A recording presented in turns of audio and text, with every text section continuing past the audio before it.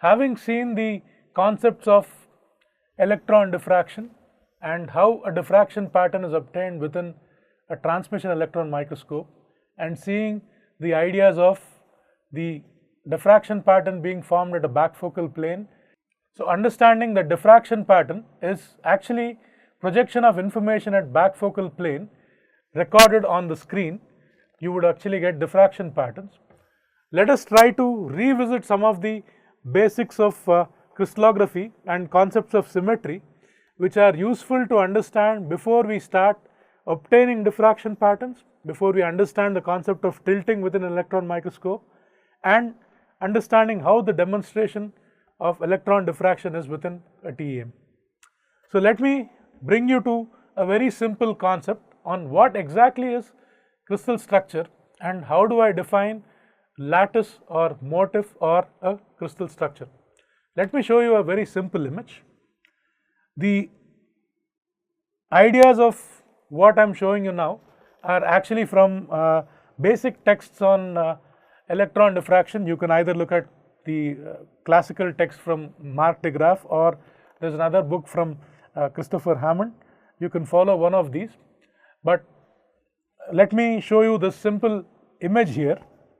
So, there are three images here, in which in the first image you see some sort of a periodic repeating unit, and in this image this repeating unit is placed at one specific point, and in the third figure you see a combination of the both. Let us understand what each of these mean. Firstly, let me introduce you to the concept of lattice. Now, in general, lattice is actually a mathematical concept where you can think of lattice as a three-dimensional periodic repeating set of points where each and every point has an identical surrounding. What does that mean? This collection of points I see here in figure B, which are indicated by these black circles, if I assume are repeating infinitely in all the three dimensions, I can then call this as a lattice point if 1, it repeats uniformly in 3 dimensions, and secondly, each of the lattice point has an identical surrounding. So, before we go to lattice the way we see in a crystal structure or a crystal system, if we understand that mathematically lattice is simply a collection of points, that is already a good first step. Then at this lattice, if I place a repeating unit, right. So, bear in mind the lattice has identical surroundings, and then at this lattice point, if I place a repeating unit, which is this R in this particular case, the repeating unit is actually called as motif. So, this lattice plus motif produces some kind of a periodic repeating structure, and here we have called this as a unit cell.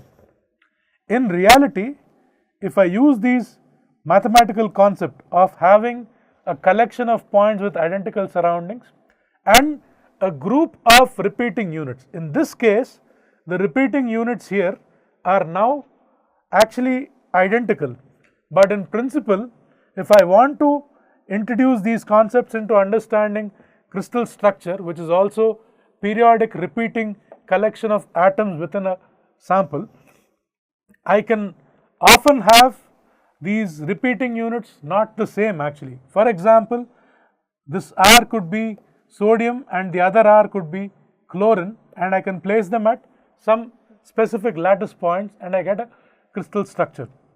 So, the idea of a crystal structure is, if I have a periodic repeating set of atoms or group of atoms, and if I place them at specific lattice points and I build this structure in 3 dimensions, I end up with what is called as a crystal structure. In this particular case here, I am showing you a simple 2-dimensional motif which is coinciding with a limited section of a 2-dimensional lattice, and collectively together I am producing a 2-dimensional unit cell here. Now, if I imagine this in 3 dimensions and I construct a 3-dimensional crystal structure, I end up with the basic Bravais lattices. Before I go to Bravais lattice, let me re-stress on the concepts of what exactly is a lattice again. Let me show you this example. So, I have 4 images again here. In all the 4, I have some periodic repeating units. For example, I have a collection of points which are showing like some kind of an oblique pattern, and here I have one set of points and another set of points here, and the same here I have a sort of a rectangular array of points with another point at the center.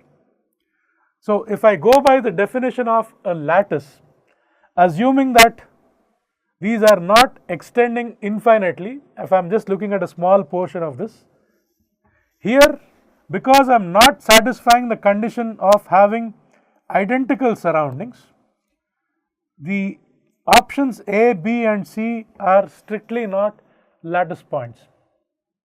If I assume that this extends uniformly in all the 3 dimensions, because if I look at the surrounding point of this versus this and this are missing here, even in this case I cannot actually call this as a lattice. Whereas if I look at this, assuming this extends beyond this little rectangle shown here, going by the strict definition of a lattice, I only have D which satisfies my condition of a periodic repeating unit with identical surroundings. So, therefore, I can call this as a 2-dimensional rectangular lattice. Now, what is interesting is if I can think of all the possible arrangements of such lattice points in 2 dimensions, I would end up with one of these simple cases. These are called as the primitive 2-dimensional lattices, where I have the oblique primitive lattice, where I showed you the example in the previous slide. If these collection of oblique points are repeating infinitely in 2 dimensions, I have the primitive oblique lattice. Likewise, I have the primitive rectangular lattice here. It is interesting that within this rectangular lattice, if I place another lattice point at the center of the rectangle, so this is called as the rectangular C lattice or the C centered lattice. If you look at it, I can have only such a scenario with a rectangular lattice but not with a square lattice, because if I place a point within the center of a square lattice, I end up with somewhat smaller square lattice which has an orientation like this now. So, the rectangular C lattice exists only for this kind of a situation, and then I have the hexagonal lattice where this angle is 60 degrees. So, in fact, I am not showing the entire hexagonal array of points here, but you are only looking at one of the portions of the hexagonal lattice which corresponds to this section here. So, these are the basic 5 repeating 2-dimensional lattices. Now, if I want to understand a crystal structure, here is a very simple starting point, and the reason why I want to show you 2-dimensional lattices first is, if you recollect the examples of diffraction patterns of electron diffraction patterns that I showed you, I would most likely see projections corresponding to one of these. But bear in mind, I am calling these as primitive lattices, because when I want to get a crystal structure, I do not stay with just the two-dimensional lattices, but I do some symmetry operations as well on the two-dimensional lattices, and I stack one of these two-dimensional lattices over the other. So, if I think of crystal structure now, at each of these lattice points, if I place some repeating units and I start doing some symmetry operations, I end up with what is called as point group and space group symmetry operations as well, and I can reconstruct the entire space groups that I get for three-dimensional crystal structures. So, let us see how these primitive lattices combined with some basic symmetry operators start producing you the planar groups of symmetry, and then by stacking these planar groups of symmetry one over the other, you get what is called as the three-dimensional space groups as well.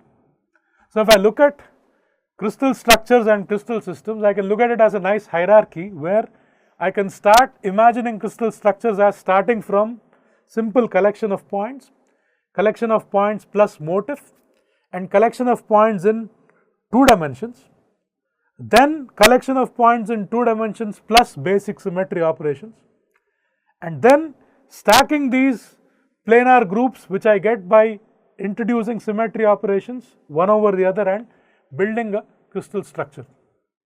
Before I go there, let me first give you some examples of some basic organic molecules where I can show you some symmetry operations, and then let us see what are basic point group symmetry operators and how do you get a crystal structure from that, and what are basic space group operations as well, and how can we correspond these with diffraction patterns. So, let me show you a few simple organic molecules and let us look at some symmetry operations. Now, if I talk about very basic symmetry operators, I have the following. One is rotation symmetry operator, the second kind is mirror planes, the third one is something called as glide, and then you have inversion, screw. So, these are basic symmetry operators, and let us try to understand how these are with some example organic molecules.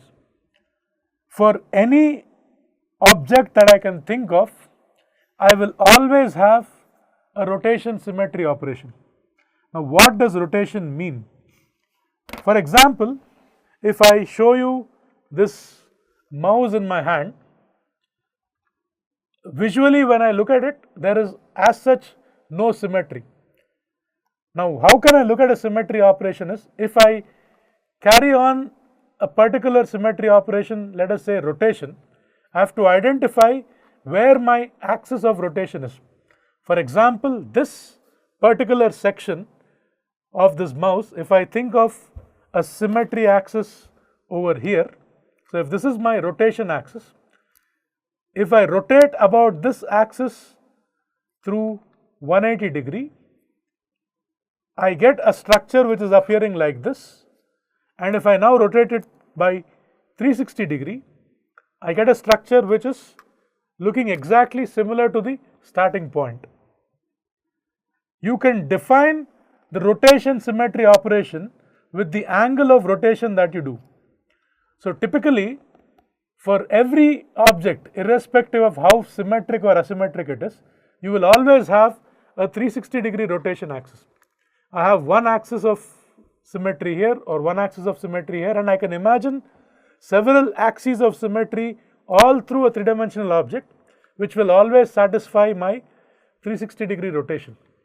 So, if I look at any simple rotation operation of 360 degrees, I can represent this with an axis of symmetry with a number n, where n corresponds to the angle of rotation I can give. For example, if I do 360 over n, and if n is 1, that is the angle of rotation is 360 degrees, This exists for every molecule or every three-dimensional object that you can think of.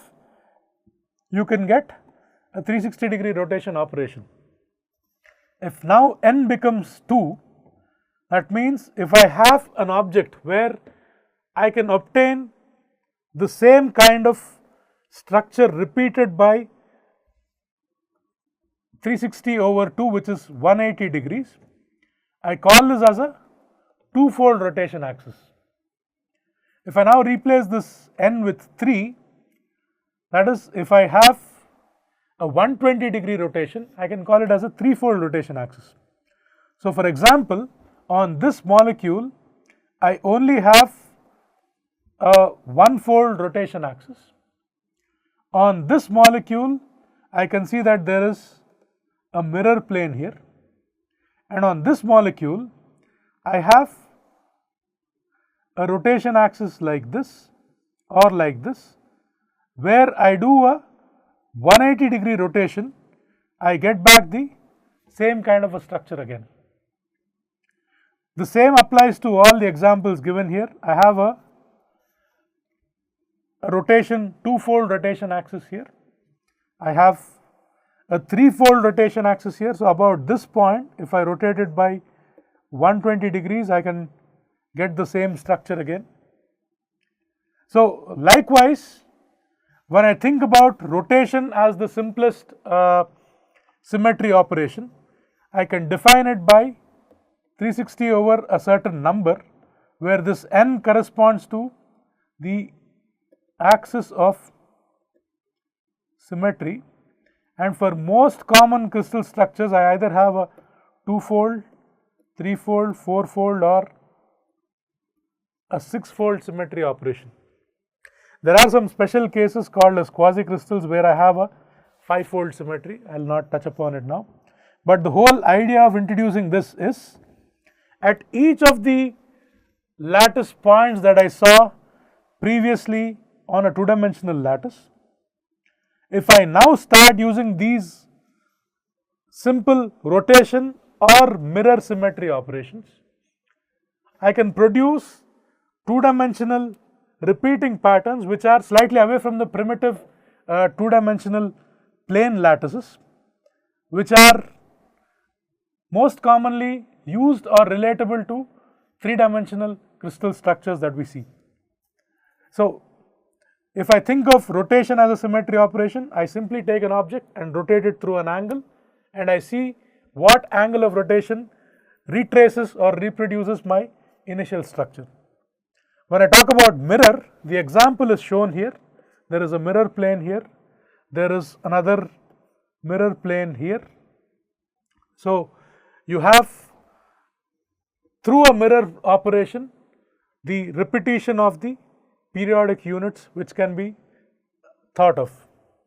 And then there is something else called as glide and inversion, which I would like to show you with the next example. So, if I have the mirror operation, the image on left shows me if I have a collection of points, and if I can think of a plane here, bear in mind the rotation operation was through a unidimensional symmetry operator, but here now if I have a plane, through a plane when I project this particular lattice point, if I am able to repeat it, I have something called as the mirror operation. So, with rotation, mirror and glide alone, I can produce sort of different plane groups of symmetry which appear like this. Now, if I want to think of the bigger picture of reproducing the three-dimensional Bravais lattices, which you may have seen at some point of time. For example, if I have this particular sort of lattice, if I stack one cube lattice over the other, I can produce what is called as the body-centered cubic structure. Or if I have the hexagonal lattice, which is like shown somewhere over here, and if I stack three hexagonal planes one on top of the other, I can end up getting the face-centered cubic crystal structure. There is one more symmetry operation along with these simple rotation, mirror and glide operations. If I introduce something called as inversion, so we have seen kind of uni-dimensional axial kind of symmetry operators, which is rotation.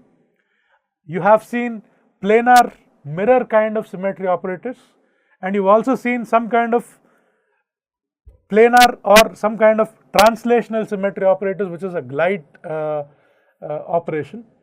There is something else where when I do a rotation, instead of having this kind of a structure, if I trace and I get the inversion of this, that is through a rotation, if I end up getting an inverted image of this, such an operator is called an inversion operation. So, when I combine these planar symmetry operations along with an inversion, I can start understanding how my lattice points are in 3 dimensions, and I can build the space groups within the 3-dimensional lattices. So, essentially what I am trying to say here, if it appears a little confusing, I would like to simplify it. I can always think of lattices as collection of points, and I can relate each of these lattice points through some kind of a symmetry operation. The simplest symmetry operations are rotation, mirror, glide, and there is something else called as inversion, and by doing these operations together, I produce some kind of 2-dimensional repeating units. If you can think of most common cases where I want to repeat the exact same unit and I place them and I think of what are the most common possible operations or most common configurations that are available, I end up with one of these 17 configurations for 2-dimensional systems. Let me simplify it. If I think of a hard sphere model of stacking of atoms, I can stack atoms in closest packed planes either by stacking them as a square array, or I can think of a more symmetric closer packed system as a hexagonal array. If I now have this hard sphere model, assuming that these spheres correspond to the atoms that I can stack, in planar lattices, I can put these spheres only in one of these sort of configurations. If I now want to build a 3-dimensional structure, I have to now stack each of these planar lattices one over the other to build the 3-dimensional lattices. If I recollect some of my basic ideas on crystal structures and I think of Bravais lattices, you typically have 6 crystal systems along with which I can produce 14 Bravais lattices, and there is something called as point groups, where if I do these simple rotation kind of operations, I can get 32 point groups, and if I combine all the point group and space group, whatever symmetry operations that are possible, I get 230 space group configurations for 3-dimensional structures. So, to go there, let us look at the inversion operation in a very common example. So, let us say I have a simple tennis ball. With which kind of an operation do I end up getting this? One of the first possibilities is I simply think of a mirror plane here. So, through a mirror operation, I can end up getting this kind of a configuration. Or if I think of how this particular line runs on the tennis ball, if I turn this through an angle of 90 degrees, so I get with this kind of a configuration where the line which is pointing upwards here now starts pointing downwards here. So, I can actually obtain this through a mirror plane kind of an operation, or just by simply rotating. So, if you remember the rotation operation, this 90° can be thought of as 360 by 4, but because I am not retracing exactly the same kind of a configuration I get. So, to get back this configuration again, the rotation operation should be a dyad or a two-fold rotation axis, which is 360 over 2, which is 180° rotation. But just through a 90° rotation, a tetrad kind of a thing, I get this, and it is represented by the number with a bar.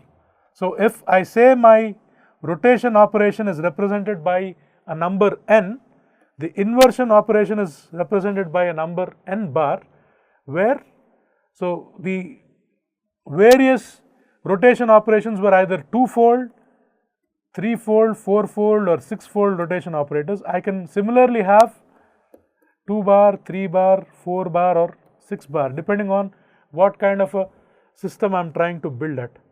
So, I have rotation, mirror, glide and inversion together, and by stacking all these together I can start producing my three-dimensional crystal structures. So, if I think of this kind of a system where I put a motif point as R, and if I think of various lattice positions that I have here. By the way, I forgot to introduce the symbols shown here. If I have a triad, I can represent with this solid triangular symbol here. If I have a dyad, I can represent it with an oval kind of a symbol here. And if I have a tetrad, I can represent it with a square symbol. If I have a hexad, I represent it with a solid hexagon kind of a symbol.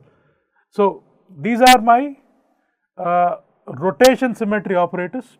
If I have a mirror plane, I can represent it with simply M. The symbol P here means a primitive system.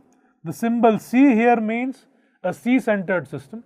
So, there is a specific nomenclature based on the symmetry operations which I can get different planar groups. So, when I try to introduce crystal structure and when I say point group or space group or plane group, please do not get confused or worried, but it simply means through some specific symmetry operations I can retrace or construct how my structure looks like. And then if I put motifs at each of these lattice points that I had, I can produce these 17 plane groups which look like this. Now, if I stack these plane groups one over the other, you end up getting the three-dimensional Bravais lattices.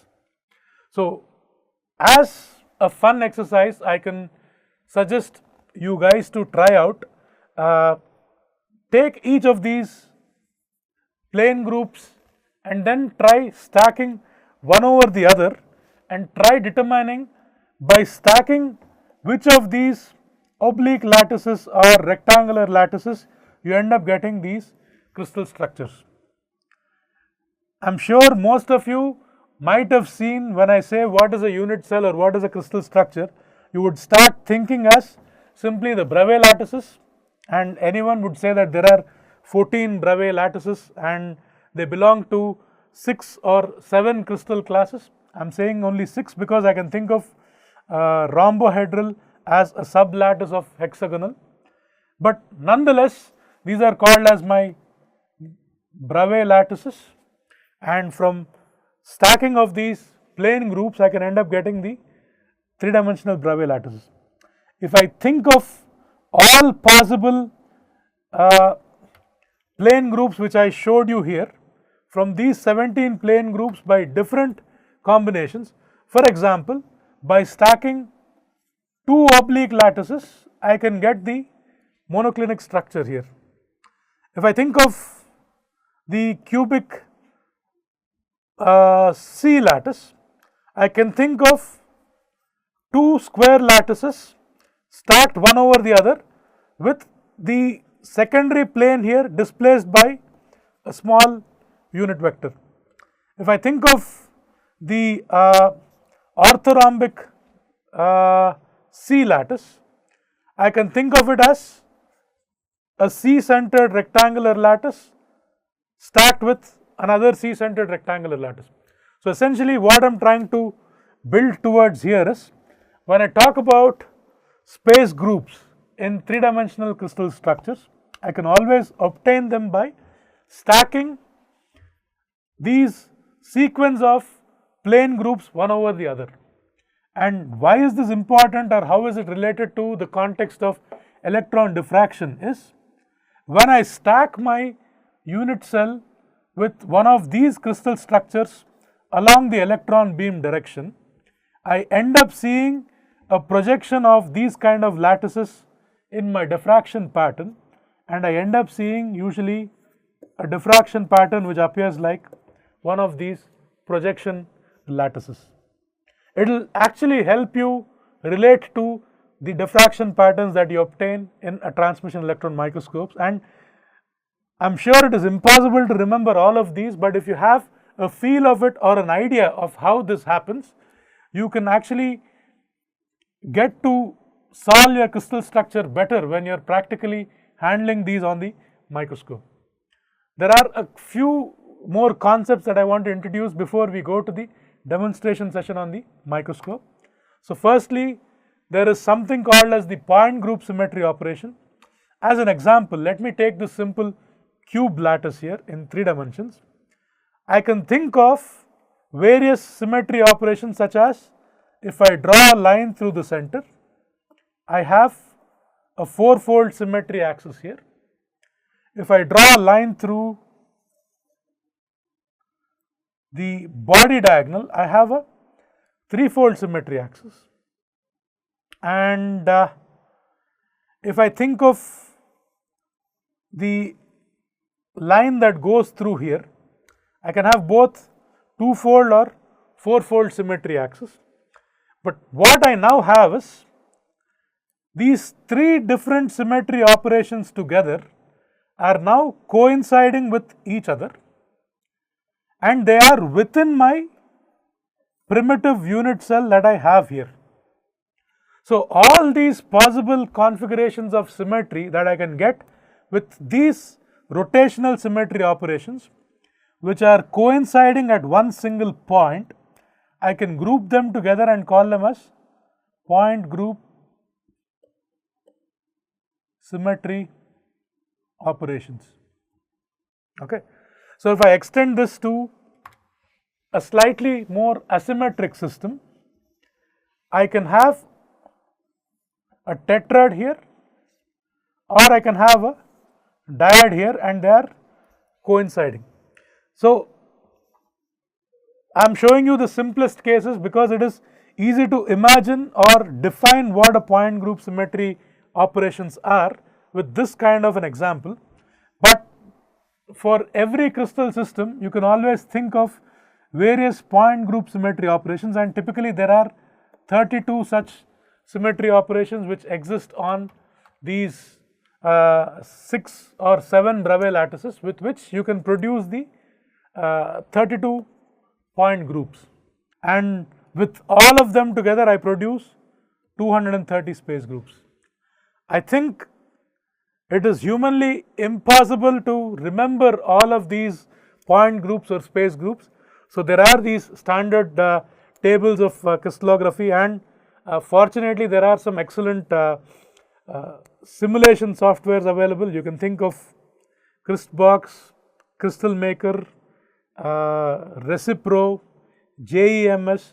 There are several fantastic open source tools with which you can simulate various crystal structures, and you can do all these symmetry operations and try to understand how your crystal structure, when oriented at different angles, produces different kind of diffraction patterns. And once you have a crystal structure, and once you have the planes that are understood, the basal plane, the body diagonal plane, or the facial plane, and so on, I can start indexing them, and when I look at the projections of these in an electron diffraction pattern, I can then get to know from which plane I am getting those reflections or the spots. So with this, I think I have given you a brief overview of different symmetry operations. and different kinds of point groups, space groups, plane groups, and some basic overview of crystallography. I understand this is a subset of potentially a larger course on crystallography. There are various excellent books and resources available, but my whole objective of introducing this here is, when I start showing you diffraction patterns, if you understand this concept of stacking one plane of atom over another, and if I assume that all the planes of atoms that are oriented along the electron beam direction are producing my diffraction pattern, it becomes easy to comprehend a diffraction pattern.